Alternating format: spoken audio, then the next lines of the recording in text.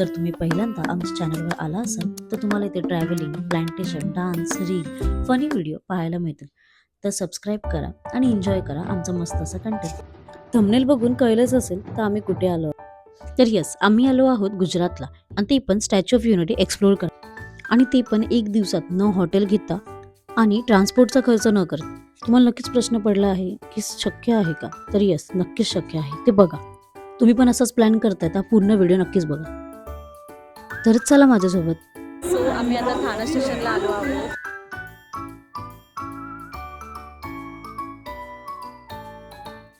दादरला पोहोचलो आहेत आणि एकदा ट्रेनमध्ये आम्ही आलो. आता शोधतोय आमचा डब्बा.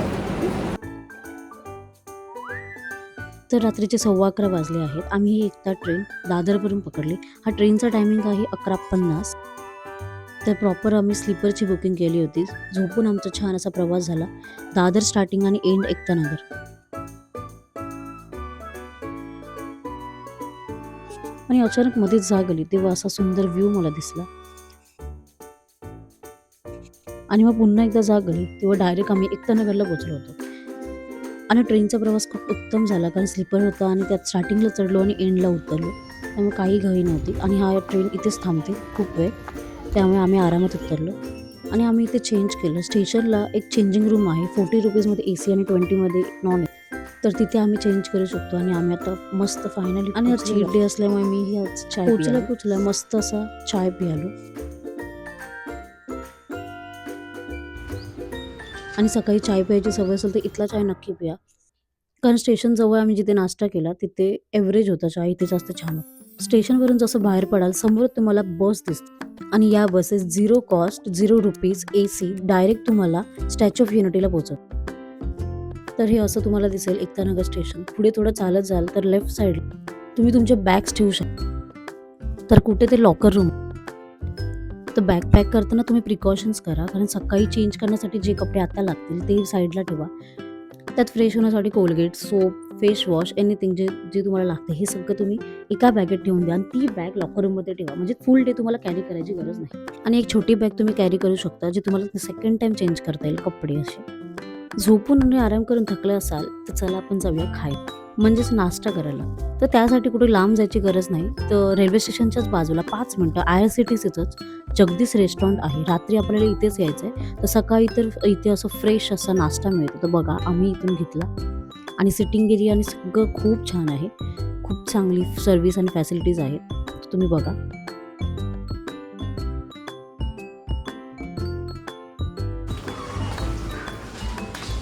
तुम्हाला दिसेल ह्या साईडून एंट्री आहे.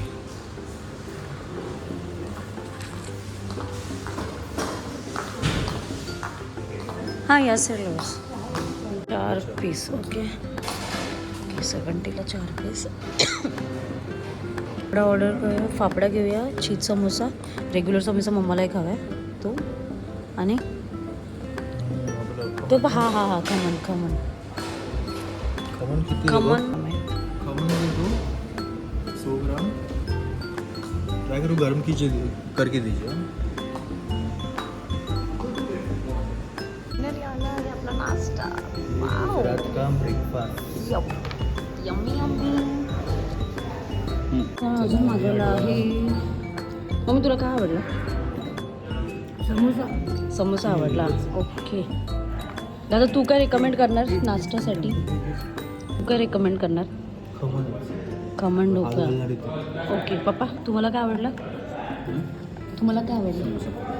समोसा. कोणता? चीज समोसा. हां, मला पण चीज समोसा आवडला. मम्मा तुला समोसा आवडला राईट? मला पण चीज समोसा आवडला. मस्त स्टफिंग आवडलं तुला? चीज समोसा. स्टफिंग पण छान आहे आणि मस्त असं गरमागरम आहे, त्यामुळे मला पण आवडला. वापीला पण आम्ही हा खाल्ला होता आणि ते पण खाल्ला. So highly recommended. First time खाते. पप्पांना पण खूप आवडला आहे चीज समोसा. नाही, वापीला तुम्ही चायनीज खाल्ला. आम्ही वापीला चायनीज समोसा खाल्ला. आता हा चीज आहे पण छान आहे, मस्त गरमागरम. आम्ही इथे थांबलो होतो आणि वॉशरूम होता, तर मला इथे क्लीन चांगलं होतं, मला तरी आवडलं. तर एक्झिटवरून होतं. जर मला फ्रेश व्हायचं असेल तर मी इथे येऊ शकता.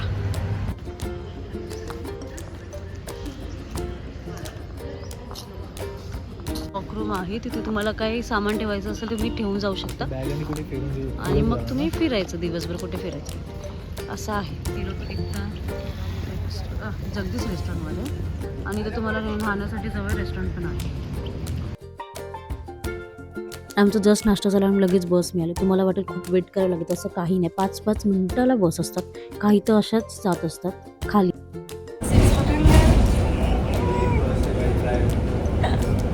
मी आता बसमध्ये बसलेलो आहोत आणि ही फ्री ऑफ कॉस्ट आहे. स्टेशनपासून तुम्हाला मिळेल, मी दाखवली आहे तिथे तुम्हाला दिसेल. ओके, फक्त तुम्ही स्टेशनपासून बाहेर जायचं आहे आणि तुम्हाला ही असं छान बस मिळेल. बस मी दाखवते बघा, मस्तपैकी बसमध्ये कोण नाही, आम्ही फॅमिली. मम्मा, दादा, पप्पा पर्यंत तुम्हाला पोचवेल. अशी मस्त छान बस आहे, फ्री ऑफ कॉस्ट. ओके,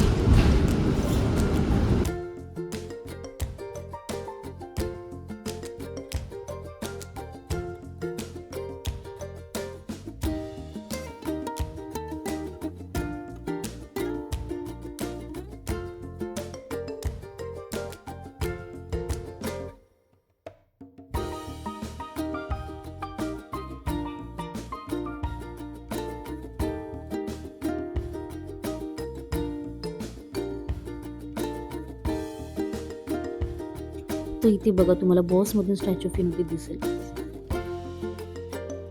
आणि स्टॅच्यू ऑफ युनिटीची उंची 182 असल्यामुळे आपण केवडियाच्या कोणत्याही भागात गेलो तरी आपल्याला तिथून ते दिसेल.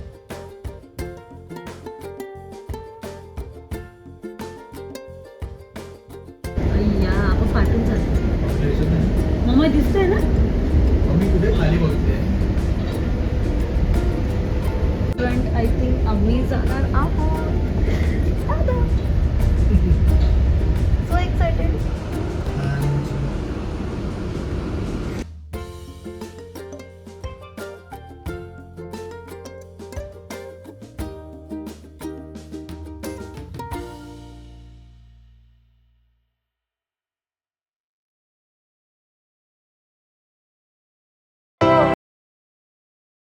तुम्ही बघू शकता लागोपाठ किती सारे बसेस जात आहेत आणि आम्ही फायनली इथे पोहोचलेलो आहोत.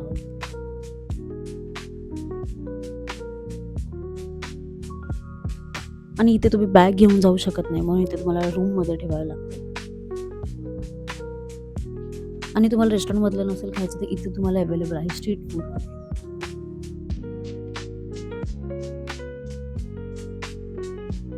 आणि ह्याची आम्ही ऑनलाईन बुकिंग करून ठेवली होती.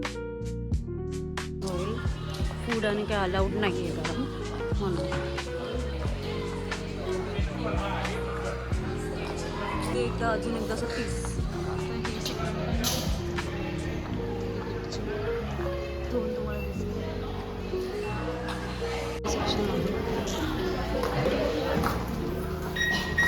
आणि हे चेकिंग झाल्यानंतर मस्त असं सुंदर तुम्हाला वॉटरफॉल छोटा आणि फ्लास दिसते. छान अशी एंट्री दिली आहे, तिथे तुम्ही फोटो नक्कीच काढा.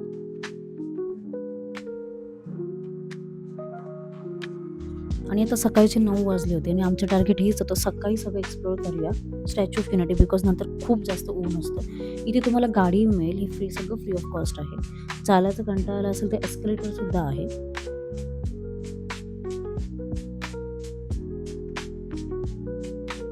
आणि स्टॅच्यू ऑफ युनिटी हे लोकेशन दिसलं की इथेच तुम्ही फोटो काढा, व्हिडिओज काढा. खूप छान व्ह्यू येतो, तुम्हाला मी दाखवते. आता सगळ्यांनी आम्ही तिथेच फोटोज कॅप्चर केले. तर मी तुम्हाला मगाशी सांगत होते, हेच ते मूव्हिंग फ्लोअर आहे, लाईक एस्केलेटर. तुम्ही ऑटोमॅटिकली पुढे जाल आणि प्रत्येक ठिकाणीच आहे. आणि इथे आम्ही स्टॅच्यू ऑफ युनिटीच्या पायथ्याशी पोहोचलो आहोत.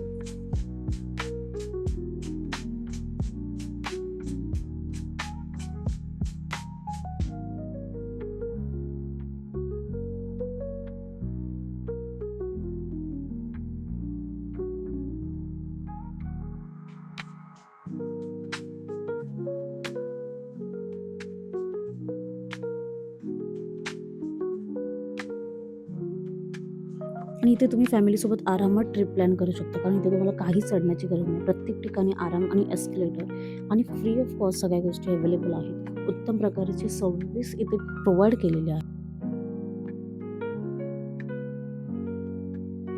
आणि ते सुंदर तुम्हाला नर्मदा नदीचं दर्शन झालेलं दिसेल. आणि एवढेसे छोटेसे नखांपर्यंत पण आम्ही पोहोचलेलो नाही. आमची हाईट तिथे दिसत नाही आहे. मी तर उभं राहायलाच नको, कारण माझी हाईट तुम्हाला माहितीच आहे.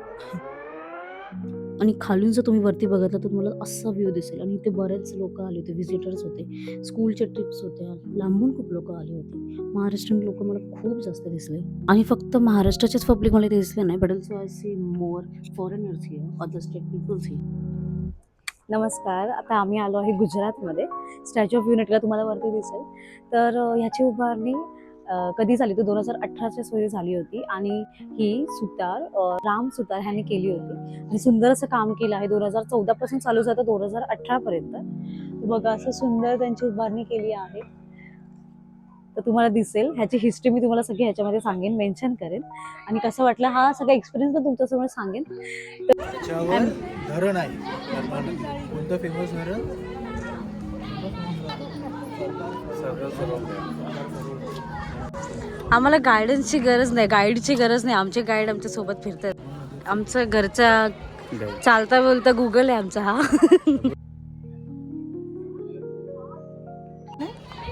सरदार सरोवर. सरदार सरोवर आणि नदीचा उगम नदी होतो कुठली आहे?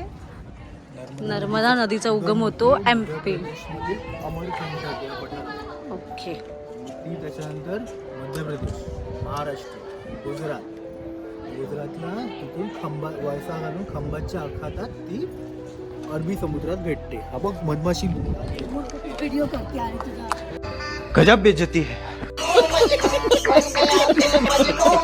वेगळा होता तेव्हा पोर्तुगीजांच्या हातावर. ओके. तर 1949 ला आंध्र प्रदेश हे स्टेट होते. पहिला स्टेट तिकडचं बनलं सिक्कीम. ओके. हे सगळे स्टेट ना वेगवेगळे होणार होते इंडियापासून. सर्वांना एकत्रित आणण्याचं आणण्याचं काम हा सरदार वल्लभभाई पटेल. त्याच्यानंतर हे आहे first deputy prime minister of India. First home minister of India. Okay. तिचा रेकॉर्ड कोणी तोडलाय? चायनाची. चायनाला चायना पहिलं होतं. स्प्रिंग बुद्धा म्हणून स्प्रिंग बुद्धा म्हणून पहिलं होतं. त्याच्यानंतर हा, स्टॅच्यू ऑफ युनिटीने त्याचा रेकॉर्ड ब्रेक केला. आता 182 मीटर आहे. मला ते दिसेल वर्ल्ड रेकॉर्ड.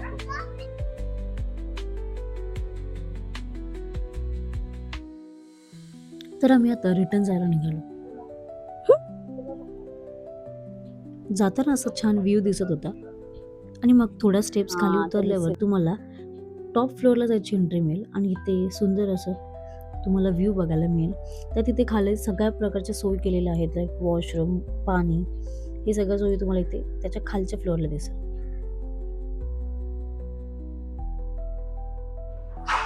ग्रीन आहे आणि मस्त. आणि मग सगळ्या स्टेप्स उतरल्यावर एकदम लास्टला तुम्हाला गॅलरी दिसेल. तिथे खूप छान अशी तुम्हाला इन्फॉर्मेशन किंवा गायडन्सही मिळेल गुजरात एक्सप्लोअर करायला. त्यात या वास्तूची उभारणी कधी झाली, कोणाचा हातभार लागला, कोणी स्टार्ट केली, कोणत्या वर्षी स्टार्ट केली, आणि येथील जमाती किंवा विशिष्ट प्रकारची माहिती तुम्हाला इथे मिळेल. जसं की इथली संस्कृती काय आहे, लोक कोणती आहे, हे सगळ्या प्रकारची इन्फॉर्मेशन तुम्हाला या आर्टमध्ये दिसेल.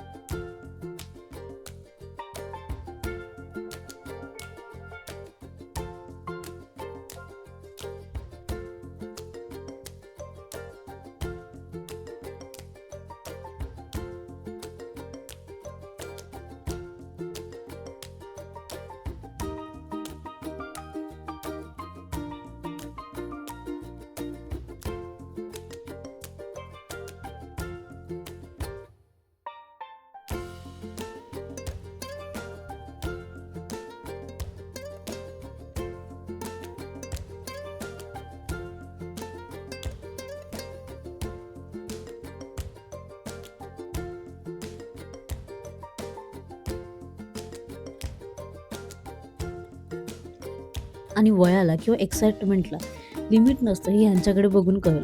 खूप छान असे रील बनवत होते हे.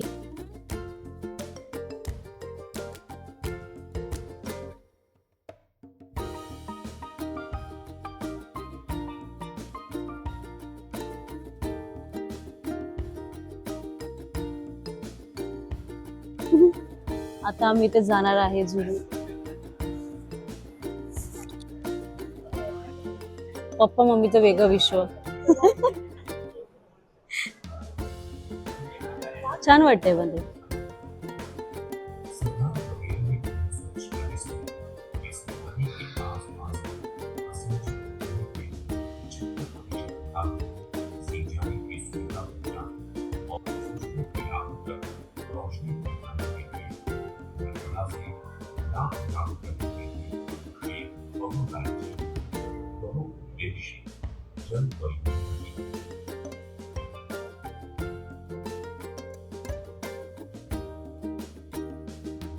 आणि इथून जी तुम्हाला ब्लॅक कलरमधून एंट्री दिसते तीच होती ती गॅलरी. खूप छान होती. अशा प्रकारे फर्स्ट डेस्टिनेशन प्रॉपर परफेक्ट टाईममध्ये पार पडलं आहे. तर आपण आता जाऊया सेकंड डेस्टिनेशनवर. हां, पण या व्हिडिओमध्ये नाही, सेकंड व्हिडिओमध्ये. असंच दादासारखं लाईक अँड सबस्क्राईब करा. आणि हा आहे पार्ट 1. पार्ट 2 बघायला विसरू नका. लवकरच भेटू आपण नव्या व्हिडिओमध्ये. Thank you so much. Like and subscribe my channel.